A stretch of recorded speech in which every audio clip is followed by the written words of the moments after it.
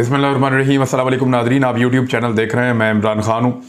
Imported हुकूमत की बुनियादें हिल गई हैं, कैसे, मैं उसके बारे में आपको बाद में बताऊँगा।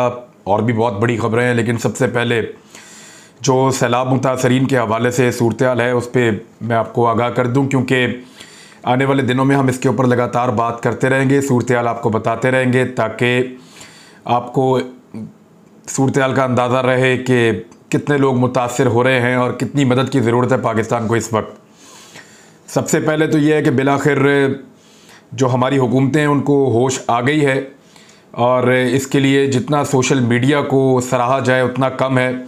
सबसे ज़्यादा सोशल मीडिया ने इसके ऊपर आवाज़ उठाई है। पाकिस्तान का रवायती मीडिया बाद में इसमें शामिल हुआ है, और बिलाखिर अब सारी सूबाई हुकूमतें और वफाकी हुकूमत इस काम के ऊपर शामिल हो गई है। आज के दिन के लिए जो इत्तलात हैं उनमें सबसे पहले तो ये है कि पाक फ़ौज ने जब ये सिलसिला शुरू हुआ था तो तब इमदादी सरगर्मियाँ शुरू की थी। आपको याद होगा लसपेला में जो हेलीकॉप्टर का हादसा हुआ था जिसमें पाक फ़ौज के ऑफिसर शहीद हुए थे, ये मामला बाद में बहुत हाईलाइट भी हुआ पाकिस्तान में। जनरल सरफराज से मुंसलिक जो एक हेलीकॉप्टर था वहाँ से ये मामला शुरू हुआ था। तो वो हेलीकॉप्टर भी इमदादी सरगर्मियों में जो है वो काम कर रहा था, और उस हेलीकॉप्टर के हादसे के बाद भी पाक फ़ौज इसके ऊपर काम करती रही है। अब एक नई अनाउंसमेंट हुई है, वो ये है कि पाक फ़ौज के जो आला तरीन अफसरान हैं उन्होंने अपने 1 माह की तनख्वाह सैलाब ज़दगान की मदद के लिए फ़राहम कर दी है। इस रकम से उनकी बहाली की जाएगी और जो इमदाद के काम हैं उनके ऊपर इस रकम को खर्च किया जाएगा। वफाकी काबीना ने भी अपनी 1 महीने की तनख्वाह जो है वो दे दी है। आलमी तंजीमों ने, मालियाती इदारों ने फ़ौरी तौर पे पाकिस्तान की अपील के ऊपर $50 करोड़ की इमदाद का ऐलान किया है। इसके अंदर वर्ल्ड बैंक शामिल है, वर्ल्ड फूड प्रोग्राम शामिल है, एशियन डेवलपमेंट बैंक शामिल है, UK एड्स इसके अंदर शामिल है, आलमी इदारा सेहत शामिल है, चीन, अमेरिका और यूरोपीय ममालिक ने मदद की है पाकिस्तान की। इमरान खान साहब जो पाकिस्तान तहरीक इंसाफ के चेयरमैन हैं, उन्होंने अपने सिंध के और हैदराबाद के जो जलसे हैं उनको मनसूख कर दिया है, और कराची और हैदराबाद के जलसे अब उनके नहीं होंगे, बल्कि अब वो जाएंगे और जाकर सैलाब मुतासरीन की मदद करेंगे। पंजाब और खैबर पख्तूनख्वा से वो अपने दौरों का आगाज़ करेंगे सैलाब मुतासरीन की मदद के लिए। साथ ही साथ उन्होंने ये भी अनाउंस किया है कि इमरान खान साहब की, क्योंकि 2 सूबों में हुकूमत है, पंजाब में और खैबर पख्तूनख्वा में, तो ये दोनों सूबाई हुकूमतें बाकी दोनों सूबाई हुकूमतों की भी मदद करेंगी, यानी बलूचिस्तान की और सिंध की मदद की जाएगी, क्योंकि बलूचिस्तान तो बहुत बुरी तरह इफ़ेक्ट हुआ है। वहाँ पे तो लगातार बारिशों का एक के बाद एक स्पेल आ रहा है, और मकानात जो हैं वो मुनहदिम होते चले जा रहे हैं। इतनी ज़्यादा बारिशें हैं, ज़मीन पे पानी खड़ा है, घर जो हैं वो उसमें डूब रहे हैं, बुनियादें घरों की कमज़ोर होती हैं, कच्चे मकानात होते हैं ज़्यादातर, तो मकानात गिर रहे हैं, ऊपर से बारिश बरसती चली जा रही है, और अभी मज़ीद बारिशों के इम्कानात हैं सितंबर में भी। लिहाजा बलूचिस्तान को बहुत मदद की ज़रूरत है, सिंध को बहुत मदद की ज़रूरत है। और ये कहा जा रहा है कि अब तक की इतला के मुताबिक 2010 का जो सैलाब था उससे ज़्यादा खौफनाक ये सैलाबी सूरत हाल पैदा हो चुकी है। मालाकंड से लेकर DI खान से लेकर और सिंध और बलूचिस्तान के इलाकों में ख़ास तौर पे, और पंजाब के जनूबी अजला के अंदर जो सैलाब है वो बहुत तेज़ी से आगे बढ़ता चला जा रहा है। अब इमरान खान साहब ने भी अनाउंसमेंट की है। कलाम और स्वात के जो सियाती मकामात हैं वहाँ पे मैं उनको सलाम पेश करना चाहता हूँ, जो वहाँ के लोग हैं उन्होंने ये अनाउंस किया है, और उन्होंने हमेशा आगे बढ़ के इस तरह के काम किए हैं। ख़ास तौर पे कलाम और मालाकंड के जो स्वात के इलाके हैं, वहाँ के जो सैलाबी सूरत हाल के बाद जो वहाँ के होटल मालिकान हैं उन्होंने ये ऐलान किया है कि जो सयाह फंस गए हैं या जो यहाँ पे रुक गए हैं उनकी रिहाइश और उनका खाना पीना ये मुफ्त फराहम किया जाएगा। यानी सारा साल वो इसमें पैसे कमाते हैं, लेकिन जब बुरा वक्त आता है तो वो उसमें मज़ीद पैसे कमाने की बजाय या फंसे हुए लोगों से उनको लूटने की बजाय या उनसे फ़ायदा उठाने की बजाय ये पाकिस्तानी शाबाश के मुस्तहिक हैं कि ये अपने होटलों को और अपने खाने पीने को मुफ्त कर रहे हैं उन सयाहों के लिए जो आप पे नहीं कर सकते। ये एक बड़ी अच्छी बात है। अब आ जाए उन खबरों की तरफ जो मैंने आपको बतानी थी। एक तो नवाज शरीफ साहब, शहबाज शरीफ साहब की पॉलिसी से खुश नहीं है, ख़ास तौर पे मिफ्ता इस्माइल उनको बिल्कुल नहीं भा रहे। ये खबर सुहेल वड़ाइश साहब ने दी है। सुहेल वड़ाइश साहब पाकिस्तान में एक सीनियर सहाफ़ी हैं, वो बरतानिया गए थे उन्होंने मियां नवाज शरीफ साहब से मुलाकात की थी। उस मुलाकात का अहवाल उन्होंने एक टीवी चैनल पे एक निजी शो के अंदर बताया। उसमें जो चीज़ें उन्होंने बताई हैं वो पहले मैं आपके सामने रखता हूँ, फिर एक्चुअली ये है क्या और ये किया क्यों जा रहा है, तफसीलात आपको मैं बताता हूँ। नवाज शरीफ साहब ने उनको जो चीज़ें कहीं बकौल सुहेल वड़ाइच साहब के कि शहबाज हुकूमत की पॉलिसियों से खुश नहीं है और मिफ्ता इस्माइल तो बिल्कुल उनको पसंद नहीं आ रहे। मैं तो पहले ही कह रहा था कि हुकूमत ना ले, ये नवाज शरीफ साहब का कहना है। नवाज शरीफ साहब इमरान खान साहब को सज़ा दिलवाना चाहते हैं, उनके खिलाफ कार्रवाई करवाना चाहते हैं, क्योंकि अपने तमाम मसाइल के लिए वो इमरान खान साहब को ज़िम्मेदार समझते हैं। शहबाज हुकूमत अच्छा परफॉर्म नहीं कर रही, नवाज शरीफ साहब ये समझते हैं, मगर वो पहले इमरान खान से निमटना चाह रहे हैं। सुहेल वड़ाइच से ये भी कहा नवाज शरीफ ने कि आप जाएं और जाकर शहबाज शरीफ से मिलें और उन्हें कहें कि माशी पॉलिसियों पर गौर करें।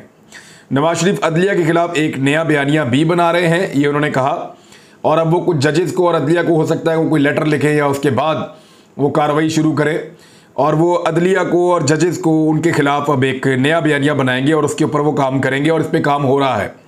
नवाज शरीफ जेल नहीं जाना चाहते, जेल जाए बगैर वो वापसी करना चाहते हैं और अपने केसेस का सामना करना चाहते हैं, लेकिन जेल में अब वो नहीं जाना चाहते। नवाज शरीफ साहब मरीम नवाज से बहुत खुश है और शहबाज शरीफ साहब की जो हुकूमत है वो और नवाज शरीफ एक पेज के ऊपर नहीं है। देखिए नवाज शरीफ साहब एक्चुअली कर क्या रहे हैं, ये जानबूझकर हमेशा गुड कॉप और बैड कॉप खेलते हैं, लेकिन इस मरतबा थोड़ी जल्दबाजी कर रहे हैं और ये सोशल मीडिया का दौर है, चीज़ें बहुत जल्दी सामने आ जाती हैं।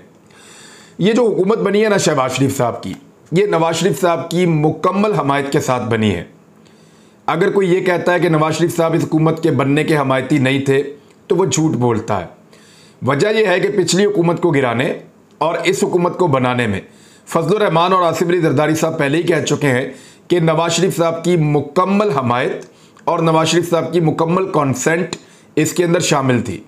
नवाज शरीफ साहब के कहने के ऊपर उनकी मदद के साथ ना सिर्फ एक हुकूमत को गिराया गया बल्कि दूसरी हुकूमत को बनाया गया।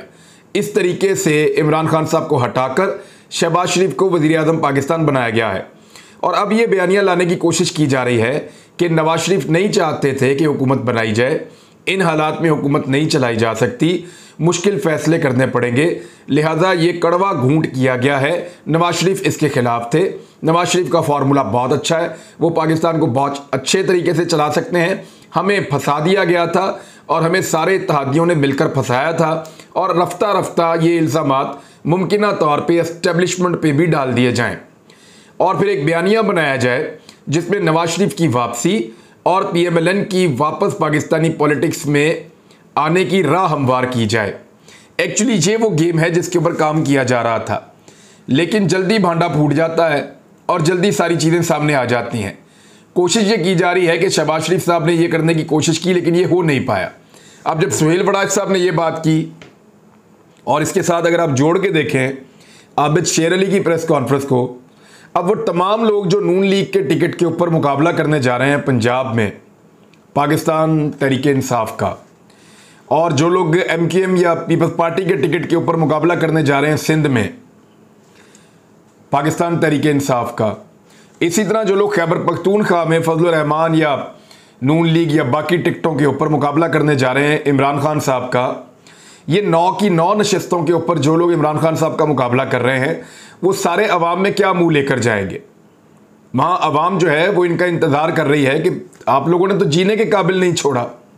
पेट्रोल की कीमतें, गैस की कीमतें, महंगाई 50 साल का रिकॉर्ड महंगाई का पाकिस्तान का टूट चुका है और ये सरकारी आदादोशुमार के मुताबिक टूटा है। ये कोई प्राइवेट आदादोशुमार नहीं है, किसी शख्स ने घर में बैठकर नहीं बनाए। ये सरकारी आदादोशुमार के मुताबिक रिकॉर्ड महंगाई के सारे टूट चुके हैं।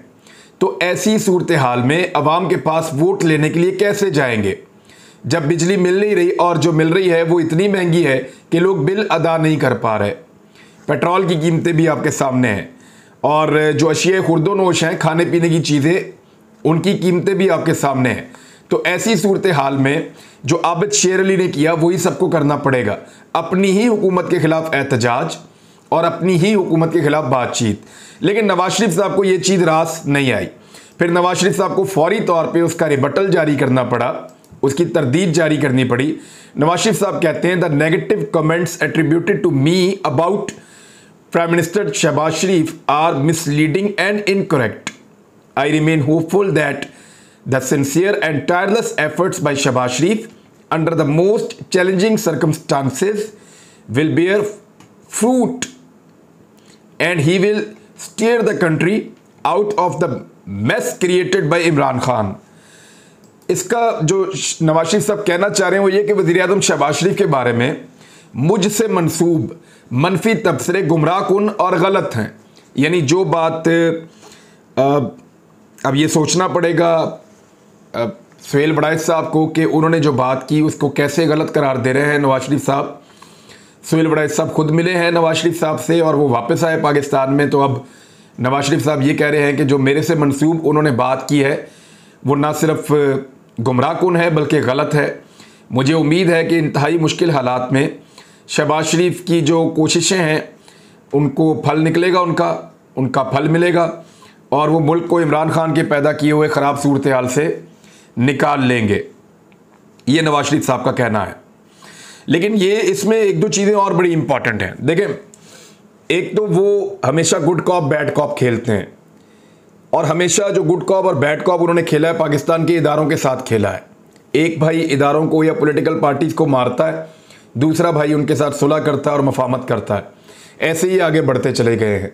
इस मरतबा यही वाला खेल ये अवाम के साथ खेलने जा रहे हैं, गुड कॉप और बैड कॉप, कि देखें मेरा भाई आपके ऊपर मुश्किलात डालता है, मैं नहीं डालता। शहबाज शरीफ बहुत बुरा है, मैं बहुत अच्छा हूँ, मेरी बेटी बहुत अच्छी है, आप मुझे इलेक्शन लड़ने दें, मैं आप लोगों के दिन बदल दूंगा। तो नवाज शरीफ साहब एक्चुअली ये चाहते हैं, गुड कॉप बैड कॉप जो उन्होंने हमेशा सबके साथ खेला वो अब अवाम के साथ खेलना चाहते हैं। लेकिन अवाम मेरे ख्याल में इस खेल का हिस्सा नहीं बनेगी।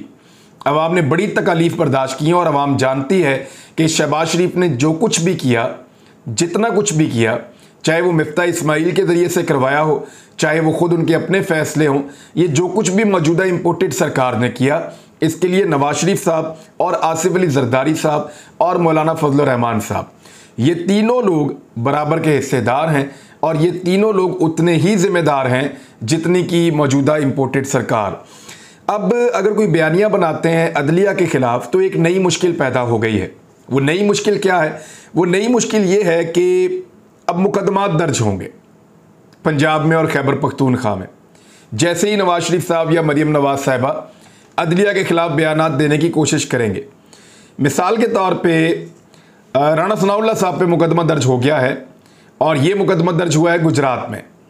गुजरात में शहरी शहकाज असलम की जानिब से दायर करदा दरख्वास्त पर वज़ीर दाखिला राणा सनाउल्लाह के ख़िलाफ़ FIR दर्ज की गई है। FIR के मतन के मुताबिक राणा सनाउल्लाह ने इंतज़ामिया, अदलिया और दीगर सरकारी मुलाजमीन को धमकियाँ दी हैं।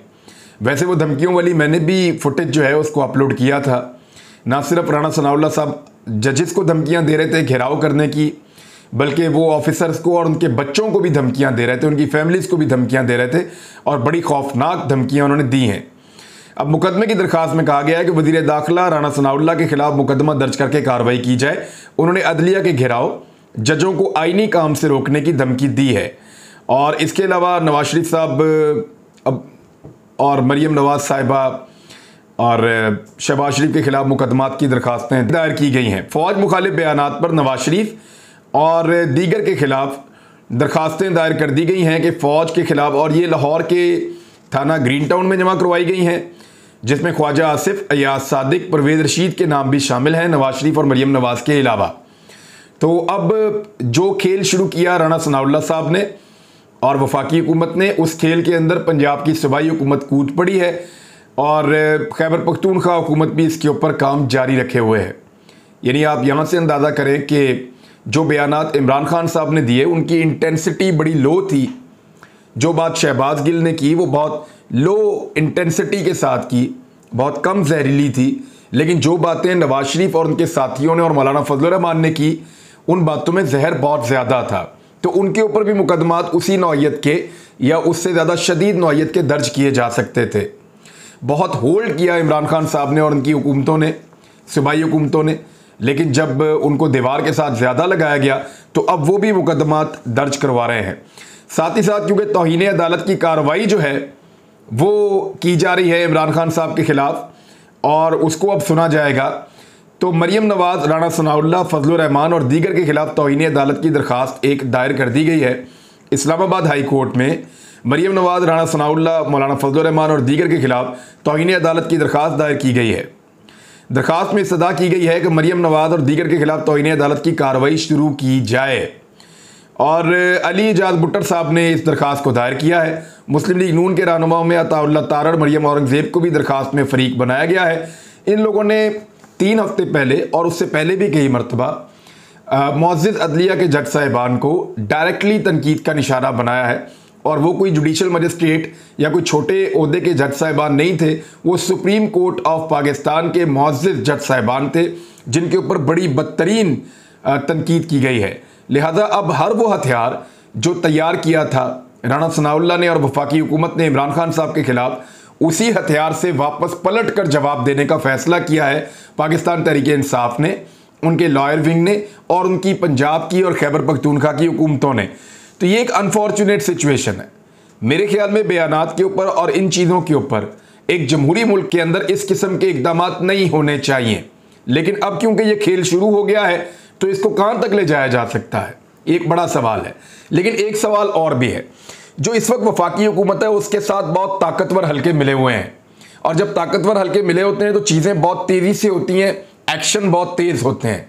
जो सूबाई पंजाब की और खैबर पख्तूनख्वा की हुकूमतें, उनके साथ ताकतवर हल्के वैसे नहीं मिले हुए, तो उनके मुकदमात आपको ज़रा स्लो भी लगेंगे। डिपेंड करता है कि कितना प्रेशर कोई डाल सकता है और कितना खुलकर कोई खेल सकता है। ये खेल अब खेला जाता रहेगा बदकिस्मती से। अब तक के लिए इतना ही। अपना ख्याल रखिएगा, अपने इस चैनल का भी। अल्लाह हाफ़िज़।